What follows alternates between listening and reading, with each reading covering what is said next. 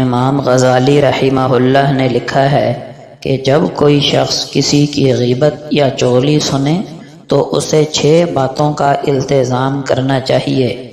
Number 1، چغل خور کی خبر پر یقین نہ کرے، اس لیے کہ وہ خبر دینے والا شرعاً فاسق ہے۔ نمبر 2، چغل خور کو اس کے غلط فعل پر متنبہ کرے اور اسے شرم دلائے۔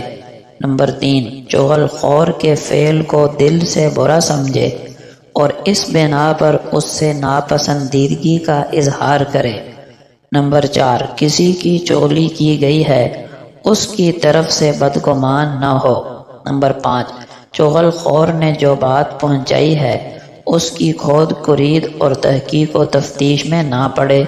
اور نمبر 6، چغل خور کے فعل کو کسی دوسرے سے بیان نہ کرے ورنہ خود چغلی کرنے والے کے درجے میں آ جائے گا۔ ایک مرد کا خواب ہوتا ہے کہ اسے پرفیکٹ بیوی ملے اور ایک عورت چاہتی ہے کہ اسے پرفیکٹ شوہر ملے، مگر وہ یہ نہیں سمجھتے کہ اللہ سبحانہ و تعالی نے انہیں ایک دوسرے کو مکمل کرنے کے لیے بھیجا ہے۔ امام احمد ابن حرب رحمہ اللہ کہتے ہیں، میں نے لوگوں کی رضامندی کو ترک کر دیا یہاں تک کہ میں حق بات کرنے پر قادر ہو گیا۔ سیدنا عبداللہ ابن عباس رضی اللہ عنہما فرماتے ہیں، جب تو اپنے ساتھی کے عیوب بیان کرنے کا ارادہ کرے تو اپنے عیبوں کو یاد کر لیا کر۔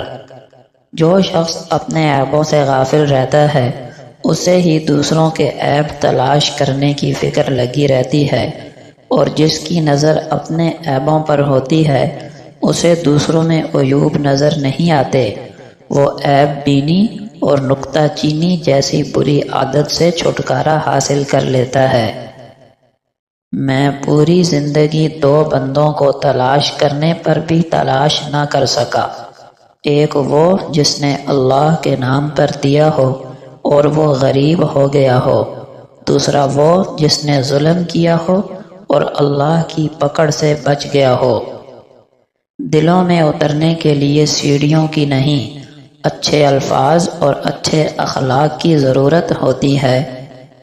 جب کوئی دوست تمہیں اپنا راز بتائے تو یہ سمجھ لینا کہ وہ تمہیں اپنی عزت امانت دے رہا ہے، اس میں کبھی خیانت نہ کرنا۔ والدین کے ساتھ حسن سلوک فرض بھی ہے اور قرض بھی۔ فرض آپ کو جنت میں لے جائے گا اور قرض آپ کی اولاد آپ کو چکائے گی۔